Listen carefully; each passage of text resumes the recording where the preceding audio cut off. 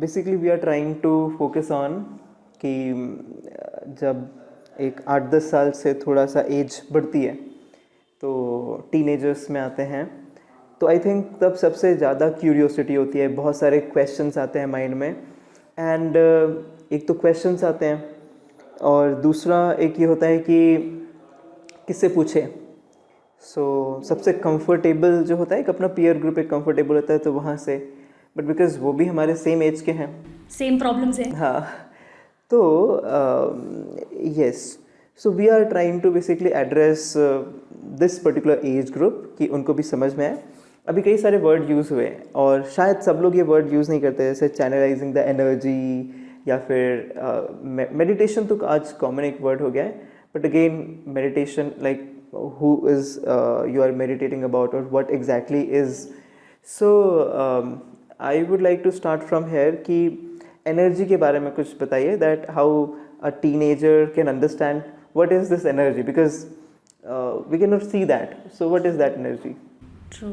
सो बहुत सरल भाषा में अगर मैं बोलूँ, एनर्जी हम सब फील करते हैं। Every human is well equipped with intuition, every human being. And many a times हम जब किसी रूम में जाते हैं, किसी भी ऑडिटोरियम ही बोल लो आप, जैसे कहीं पर भी हम घुसते हैं, तो हमें अंदर जाते ही एक वाइब फील होती है, यू नो।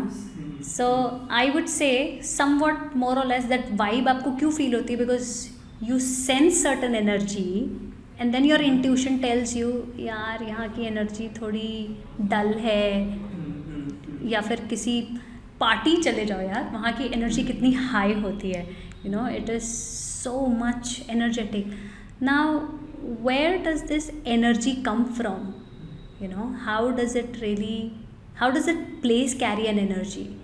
सो बहुत सिंपल एग्जांपल अगर मैं लूँ तो सभी लोग कभी ना कभी किसी मंदिर, गुरुद्वारे या यू नो चर्च, कहीं भी किसी भी देव स्थल पे अगर आप जाएं, तो जैसे गेट के अंदर हम जाते हैं, सडनली हमारी कंडीशन, जो हमारे मन में जो भी चल रहा होता है, एकदम काम कंपोज्ड हो जाता है, थोड़ा सा कुछ एक ठहराव आ जाता है हमारे अंदर, क्योंकि जितने भी लोग उस जगह पे आ रहे हैं वो एक वाइब्रेशन लेकर आ रहे हैं। वो गेट से एंटर करते ही सबकी वाइब्रेशन चेंज हो जाती है, क्योंकि सबकी सोच बदल जाती है। तो ये जो एनर्जी है ये पूरी सोच पे निर्भर है। आप जैसी सोच कैरी करते हैं, वो सोच से आपकी वाइब्रेशन बनती है, वही वाइब्रेशन से आप किसी जगह पे जाते हैं तो वहाँ की वाइब्रेशन चेंज होती है।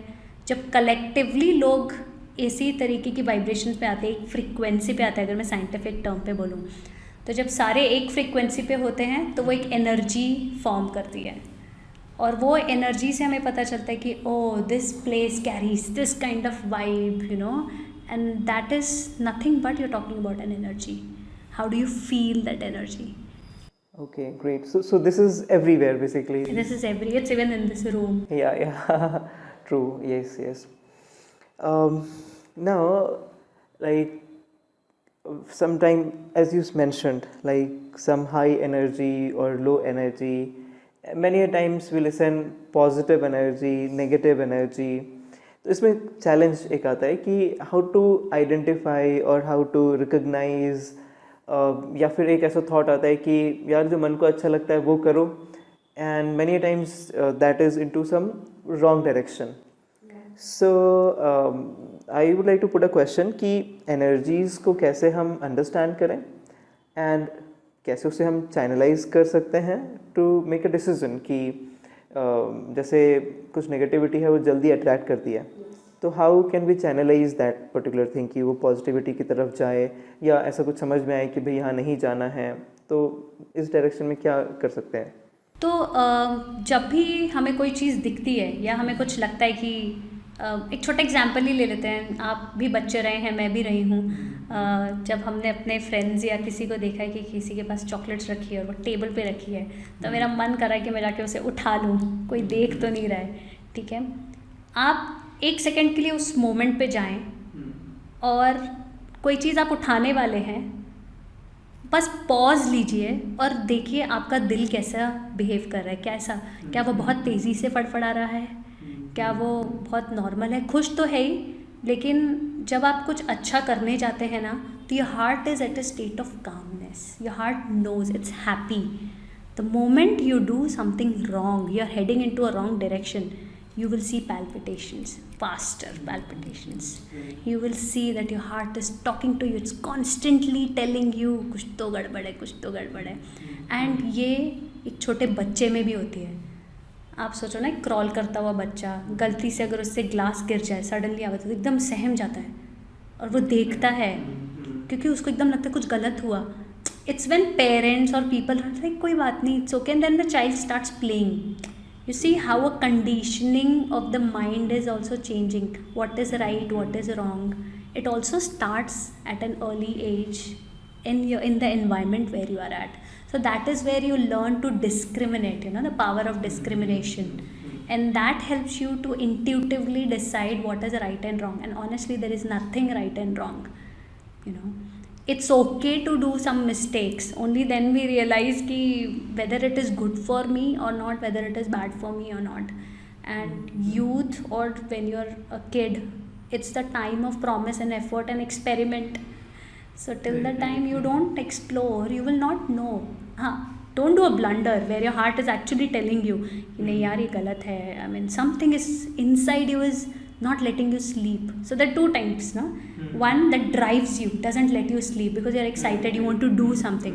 And the second is when you know in your heart something is wrong या मैंने कुछ गलत किया, and then it doesn't let you sleep because you cannot face yourself.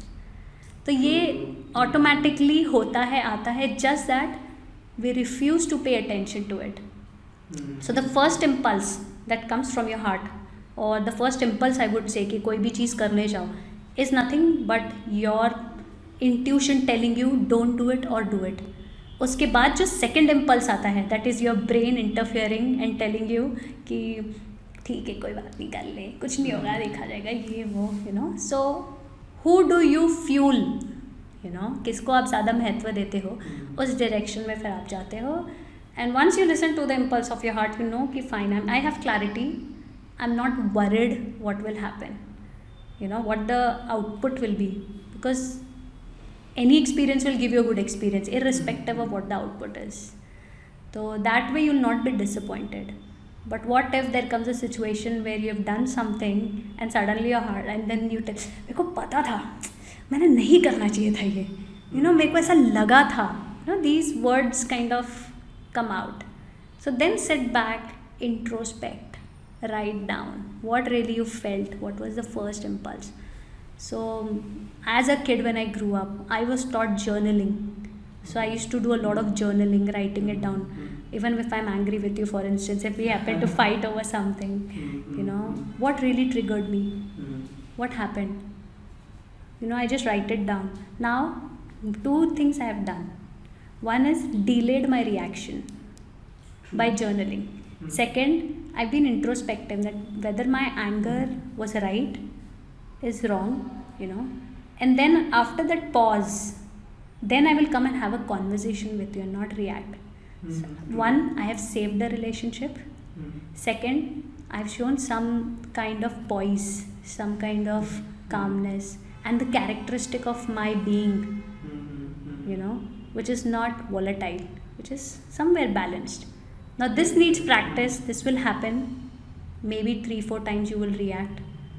But once you are at an edge where you know कि यार things are not really going in that manner, ऐसे life में बहुत सारी चीज़ों को लेके होता है, तब समझ आता है कि okay, I need to start responding properly.